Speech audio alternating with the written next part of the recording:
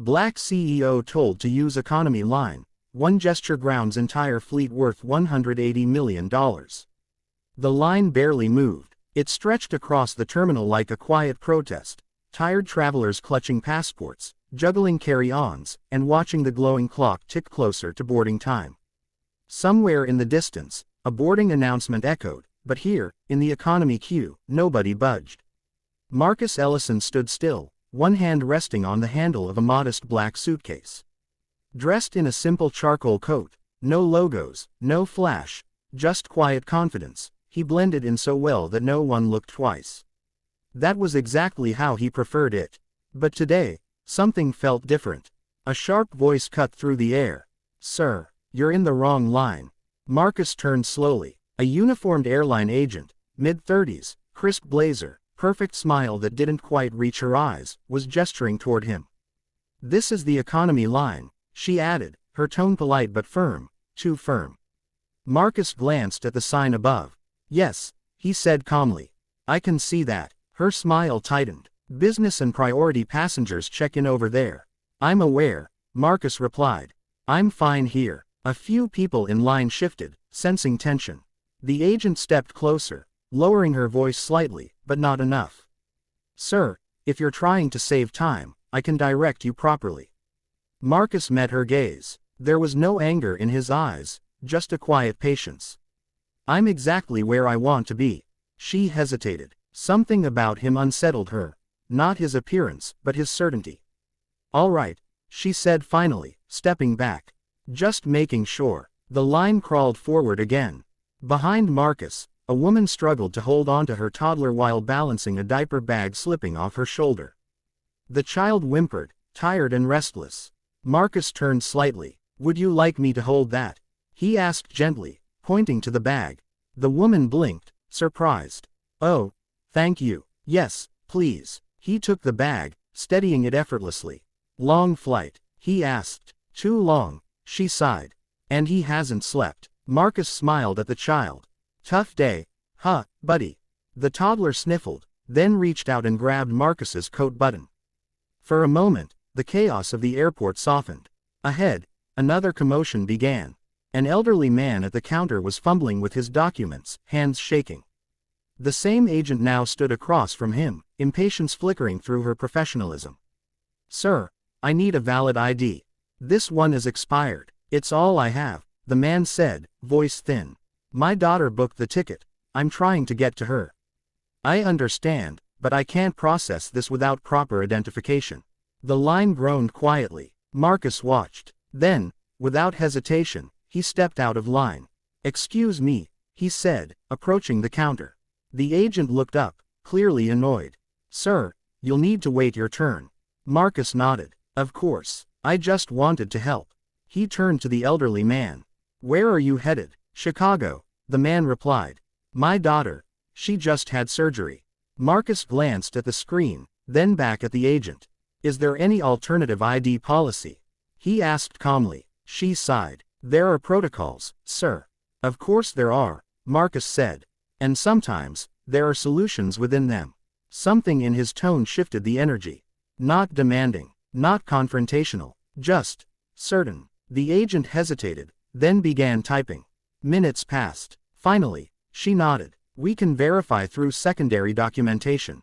It'll take a moment." Relief washed over the old man's face. "Thank you," he whispered. Marcus gave a small nod and stepped back. The line watched him now. Not as just another passenger, but something else. Something steady. When Marcus returned to his spot, the woman behind him smiled. "That was really kind." He shrugged lightly. "We all need a little help sometimes." Time passed. Eventually, Marcus reached the counter. A different agent now. "Passport, please." He handed it over. Her fingers paused as she read the name. Her eyes flicked up, then back down, then up again. A subtle shift. "Mr. Ellison, do you have a moment?" Marcus tilted his head. "Of course." She leaned closer, lowering her voice. "Sir, are you that Marcus Ellison?" He smiled faintly. "Depends who's asking." Her expression changed instantly, professional to startled. "Sir, you should be in the priority lounge. We can escort you." "That won't be necessary," Marcus said gently. But, I'm fine here, she swallowed, nodding quickly. Of course, sir. Within minutes, a supervisor appeared. Then another. Whispers spread like wildfire. Passengers began murmuring. Phones subtly lifted. The original agent, the one who had confronted Marcus, returned. Her face went pale. Is everything all right here? She asked, her voice suddenly unsure. The supervisor turned to her. Do you know who this is? She looked at Marcus again, really looked this time, and realized. Marcus Ellison, CEO of one of the largest aviation leasing companies in the world. A man whose firm quietly backed billions in aircraft assets, including this airline's fleet. Her breath caught. I didn't know. Marcus raised a hand gently. That's all right, but his eyes held something deeper now. Not anger, disappointment. I wasn't expecting special treatment, he continued calmly. I was expecting equal treatment. Silence fell. The terminal, once noisy and chaotic, now felt still. The elderly man stepped forward. This man helped me when no one else would. The mother behind him added, he didn't act like he was better than anyone. Marcus glanced at them, then back at the staff. This line, he said quietly, is where your airline meets real people. Not titles, not status, just people. No one spoke. He reached into his coat pocket and pulled out his phone.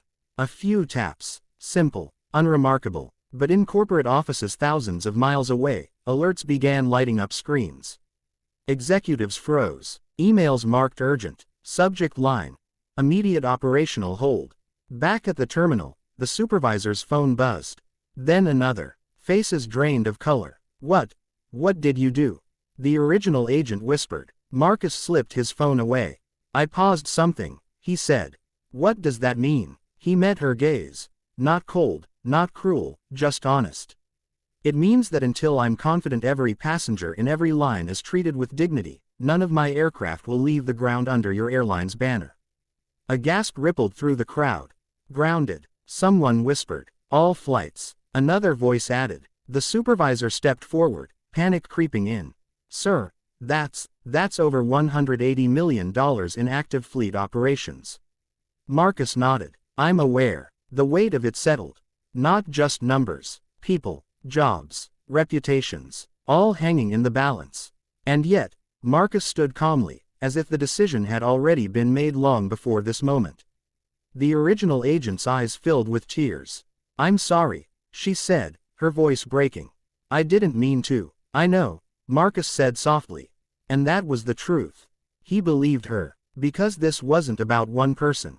It was about a pattern, a culture, 1,000 small moments where kindness could have existed, but didn't. The elderly man placed a hand on Marcus's arm. You didn't have to do this for me. Marcus smiled gently. It wasn't just for you. The toddler behind him giggled suddenly, tugging at his coat again. Marcus chuckled, crouching, slightly. Hey there, little man. The tension cracked, just for a second.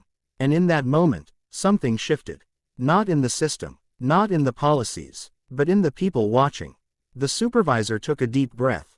Sir, what would you like us to do? Marcus stood straight. Start with listening, he said. To them. He gestured to the line. The tired travelers, the overlooked, the ones who didn't expect to be seen. And for the first time that day, the staff turned, not to the screens, not to the schedules, but to the people. Really looked at them, heard them. The elderly man's situation was resolved. The mother was offered assistance. The line began to move, not just faster, but differently.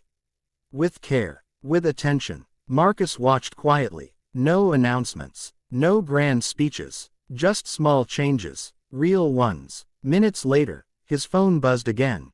A message, awaiting your confirmation. Marcus glanced at the line one last time, then typed a single response. Resume operations. Across the globe, systems flickered back to life. Flights reactivated, engines prepared. The world moved again, but something here had changed. The original agent approached Marcus slowly. I won't forget this, she said. Marcus nodded. I hope not. He picked up his suitcase. Have a good flight, sir, she added quietly. Marcus paused, then smiled. You too, he said. And for the first time that day, she did.